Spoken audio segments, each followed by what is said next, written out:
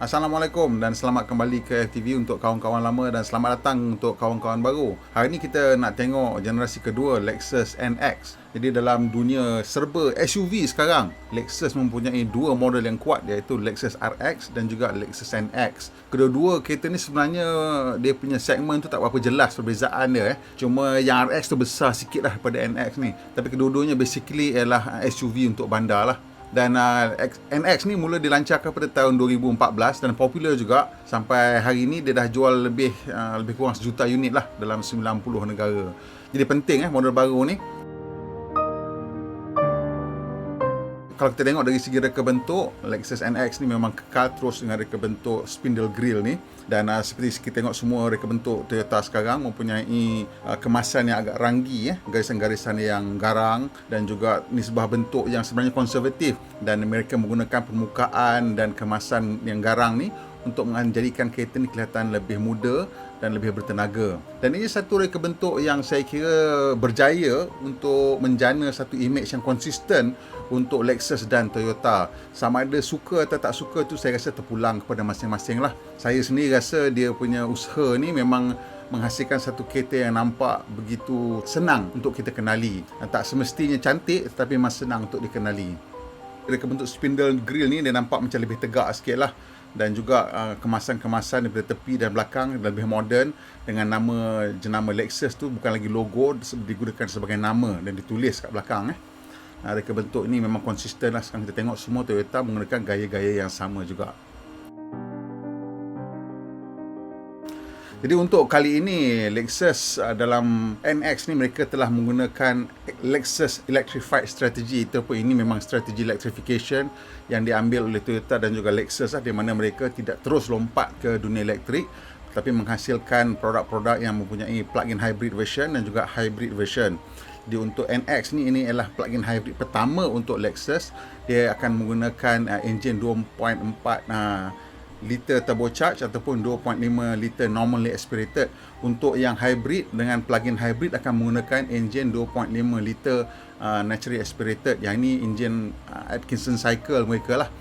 Dan yang turbo tu digunakan untuk yang version yang mempunyai kuasa tinggi sikit lah.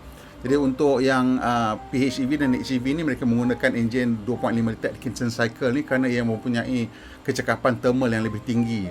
Dan bila menggunakan hybrid ataupun PHEV, ia tidak memerlukan enjin yang mempunyai kuasa yang begitu banyak, hanya memerlukan enjin yang boleh beroperasi dengan cekap pada certain rev range untuk charging balik the battery. So kita tengok di sini yang PHEV ni mempunyai, tak silap saya, kapasiti bateri lebih kurang dalam 18 kWh. Yang hybrid biasa bateri lebih kecil lagi lah. Dan ianya boleh datang dengan beberapa mode, di mana kalau kata kita meletakkan atau memasukkan laluan kita untuk ke destinasi dan dia tahu kat mana kita lalu bandar dan kat mana kita lalu highway, kereta tu sendiri akan tahu nak pakai mode mana. So itu bila kita biar dalam auto mode lah, maksudnya dalam kawasan bandar lebih cekap menggunakan elektrik motor, dia akan masuk EV mode.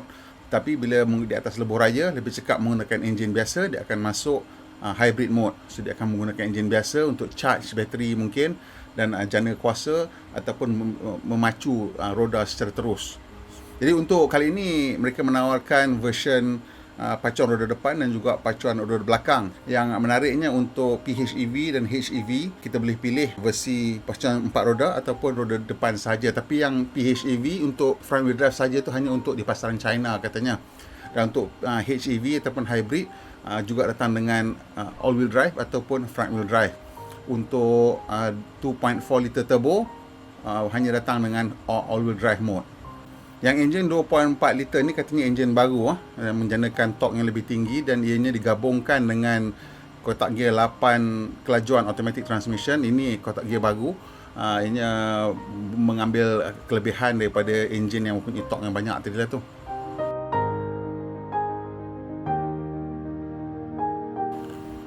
Untuk menghasilkan kereta elektrik ni banyak consideration. Kita kena ambil kira antara benda yang penting sekali ialah dia punya berat dan juga aerodinamik dia. Jadi untuk menghasilkan kereta yang mempunyai berat yang lebih rendah tetapi still mengekalkan kekukuhan dan kekerasan struktur tu penting kerana kereta elektrik ni dia punya torque banyak walaupun dia dalam bentuk PHEV, jadi body kereta tu kena lebih kukuh dan lebih keras supaya ia dapat menanggung torque ni semua. Dan untuk menggunakan itu dan sambil menghasilkan kenderaan yang lebih ringan, mereka menggunakan pelbagai benda lah, maksudnya menggunakan benda seperti tailored blanks, di mana besi keping yang akan ditempa untuk menjadi bentuk badan ataupun struktur tu mempunyai ketebalan berbeza-beza dan kekerasan berbeza-beza. Besi ini dicantumkan sekali menggunakan welding lah. Kita tengok sistem yang benda yang sama digunakan untuk banyak kereta Toyota sekarang. Kalau nak tengok dia punya video penerangan dia ada sikit kat dalam kita punya video Land Cruiser 300, kita dah tunjuk macam mana mereka lakukan tailored blanks ini.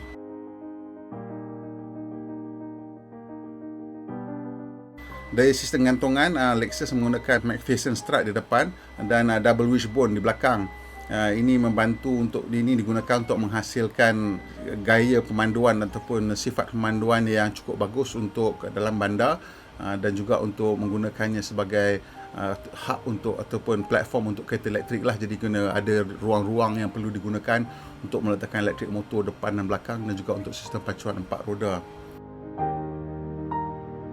Kereta baru ni datang dengan tayar sebesar 20 inci jadi boleh pilih antara 18 hingga 20 inci, tapi semuanya menggunakan tayar EMT ataupun run flat tayar saja. Run flat tayar ni juga satu ciri yang penting untuk kereta-kereta zaman moden kerana ianya membantu mengurangkan rolling resistance ataupun halangan geseran berputar, yang ini membantu untuk mengurangkan penggunaan bahan api dan juga penggunaan elektrik lah.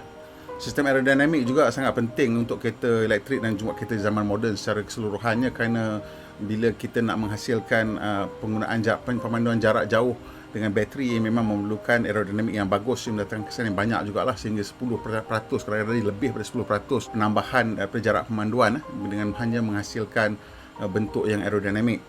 Dan bentuk yang aerodinamik ni juga akan menghasilkan kereta yang lebih senyap lah, kerana tidak ada turbulence ataupun pusaran udara di keliling badan kereta dan menghasilkan bunyi.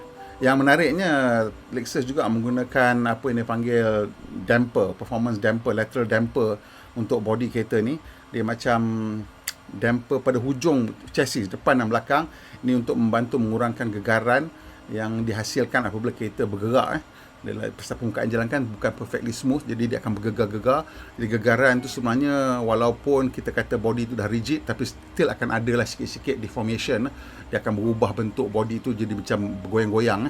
Dan ini semua menghasilkan vibration atau gegaran dan juga menghasilkan perubahan dari segi steering yang kecil-kecil lah, tapi memang dapat dikurangkan dengan menggunakan damper ini, kata Toyota. Dan ini juga satu benda yang ditawarkan oleh TRD sebenarnya sebagai satu produk aftermarket.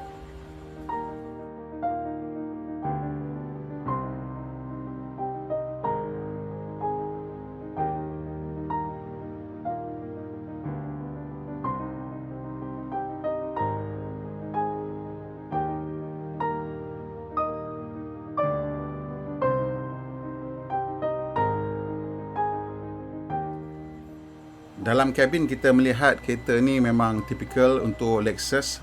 Mereka menggunakan reka bentuk yang memang kelihatan nampak mewah secara keseluruhannya. Dan untuk reka bentuk baru ni kita nampak dia punya paparan maklumat untuk pemandu tu melengkung ke arah pemandu. It's a very driver oriented punya presentation, dengan skrin tengah yang besar tu juga melengkung ke arah pemandu. Dan kali ini Lexus menggunakan beberapa teknologi baru lah dari segi interface dengan pemandu ni. Maksudnya di bahagian steering tu yang nampak butang-butang tu sebenarnya adalah touch sensitif. Dia berfungsi seolah macam trackpad. Jadi kita boleh gerakkan cursor dekat skrin tengah tu hanya dengan ibu jari kita saja di steering. Terlihat reka bentuk kabin ini, nampak macam seat belakang tu mempunyai ruang yang lebih besar sikit, ruang kepala. Ini kerana mereka telah melebarkan ganda. Ini membolehkan kursi belakang tu ditolak ke belakang sikit dan gendahkan sikit. Ini memberikan ruang tambahan dari segi lutut dan juga kepala berbanding dengan model sebelumnya. Skrin tengah tu sahaja 14 inci dan macam biasalah mempunyai pelbagai-bagai fungsi, termasuklah mempunyai mode untuk browser di mana kita boleh melihat maklumat melalui internet terus daripada skrin, dan memang mempunyai fungsi-fungsi lain seperti macam biasa Apple CarPlay, Android Auto dan juga Baidu untuk pasaran di China lah. Kereta ni mempunyai sistem 10 speaker lah yang minimum.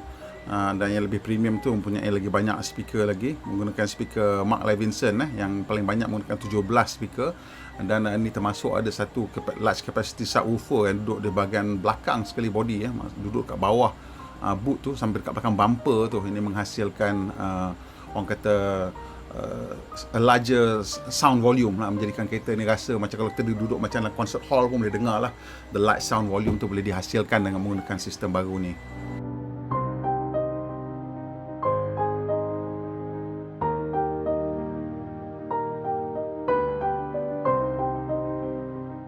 Keselamatan menjadi satu perkara yang penting sekarang. Jadi antara benda yang ada di sini ialah seperti macam biasa, kita akan ada adaptive cruise control lah. Ini sampai ke semua kelajuan. Maksudnya dia boleh ikut sampai kereta berhenti lah.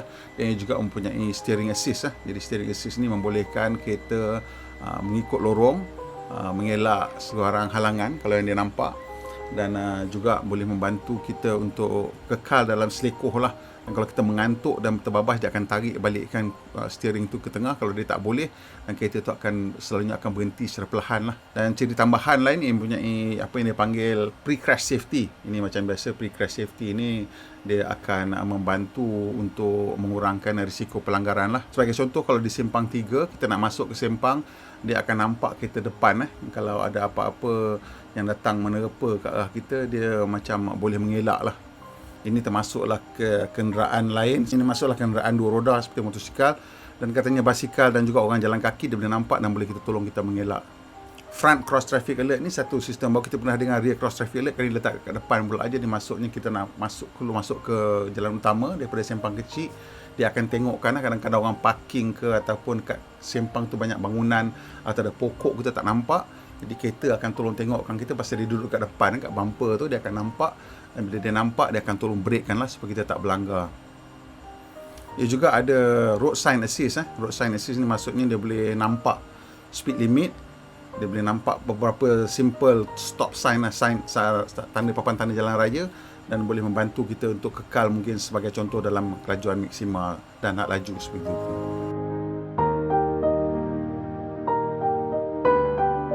Dia juga ada lane change assist. Lane change assist ni maksudnya kalau kita di atas lebuh raya, kita menggunakan radar cruise control dan kita signal ke kanan atau ke kiri untuk menukar lorong. Jika keadaannya sesuai, kereta tu boleh mengambil alih dan membantu kita untuk tukar lorong. Sistem yang dipanggil proactive driving assist ni sebenarnya yang boleh melihat keadaan trafik ataupun keadaan sekitar kereta dan membantu kita untuk mungkin perlahankan ataupun mengelak daripada melanggar halangan ataupun orang pejalan kaki, penunggang motosikal, benda macam tu. Macam biasa, kereta ni semua mempunyai OTA lah. Itu maksudnya boleh over the air update of any software yang dibolehkan dalam kereta tersebut. Ini satu lagi ciri menarik, dia menggunakan selak elektronik ataupun latching system elektronik. Jadi maksudnya empat pintu tidak mempunyai door release yang mechanical. Jadi kenapa dia menggunakan sistem e-latch ni? Ialah kerana dia ada satu ciri yang dia panggil safe exit assist. Jadi safe exit assist ni maksudnya bila ada kenderaan mungkin di belakang, kita nak buka pintu, kita tak perasan, dia tak akan bagi buka. Dia akan tengok, dia akan tak bagi kita buka lah. Ini membantu untuk mengelakkan kemalangan-kemalangan kecil di mana ataupun kemalangan besar kalau terlibat dengan motosikal, di mana kita membuka pintu tanpa melihat belakang dan ada kenderaan lain datang berlanggar.